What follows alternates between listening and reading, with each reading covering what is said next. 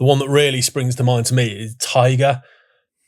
And think about Tiger Woods. What Tiger Woods is the all-encompassing, the GOAT, the greatest, one of maybe the greatest sportsman of all time, arguably, with all the money in the world, all the resources, all the tournament victories he's had, everything that goes with being Tiger Woods, and the access to anything you want.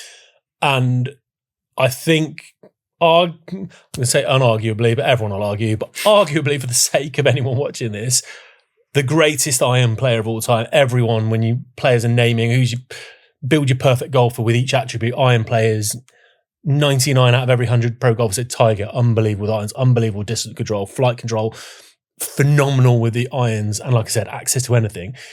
Would it surprise you to know that for the bulk of his career, and still now we believe, he plays with little wooden dowels rammed down the shaft of his irons to the tip of the golf club. Just little pieces of like wood. what you get on IKEA furniture. Exactly like what you get wooden, but slightly fluted. So little ridges around the side to allow airflow. Why is he doing that? So Hogan used to do it. Nicklaus used to do it. People used to do it. That one nearly went, didn't it? Hogan, like I said, Hogan used to do it. Nicklaus used to do it.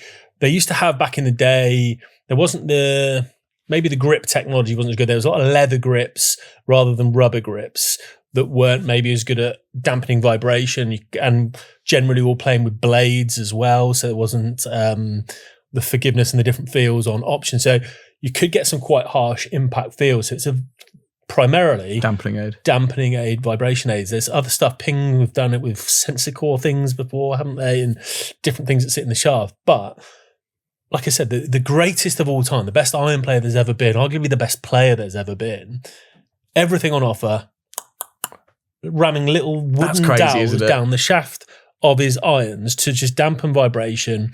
It won't surprise you to know I've tried it.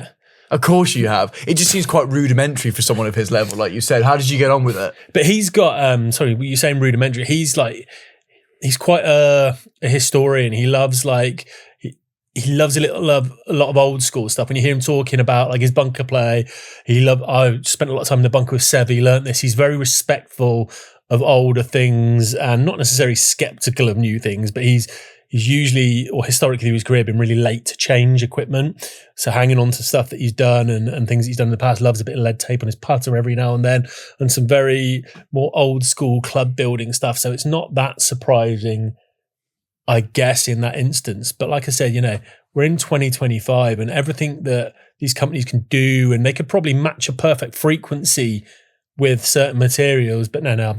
So if the dowel works, the dowel works. If the dowel works, you have always said that to me. If the dowel works, the dowel works. But yeah, the process of that, you literally just get your little wooden dowel. The ones I've seen, 1 to maybe 2 inches long, little bit of epoxy, a little bit of glue on the end. Drop it down the shaft. When the head's installed, this is all done. So the head's on, so you're not going to knock it through the shaft. Little ramrod, pop that down until it stops. Glues itself into place. How far down does it end up stopping once you rammed it down? Do you know what? I've not actually seen the internals, but it goes pretty far. So I think it won't quite reach the very end, but it'll be maybe just about where the hozle.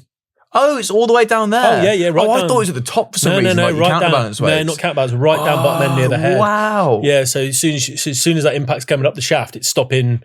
That's taking all the vibration, and they're so lightweight. These little wooden dowels, you're not going to really feel it. Yeah, correct. There. And when I tested it, I didn't feel a thing.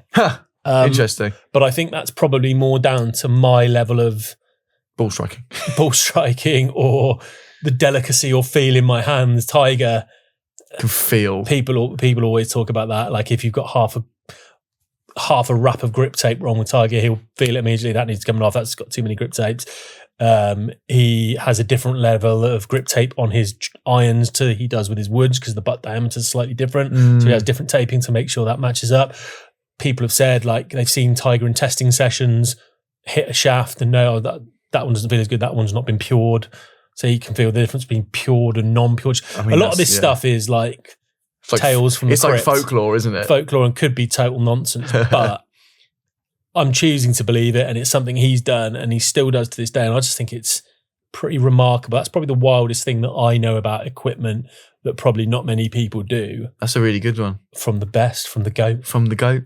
Very good, Joe. Thanks, mate. Thanks for that. And thanks for your email, Sandy. I hope you enjoyed that because that was a nice little nugget you've G'day, Sandy. pierced out of Joe there.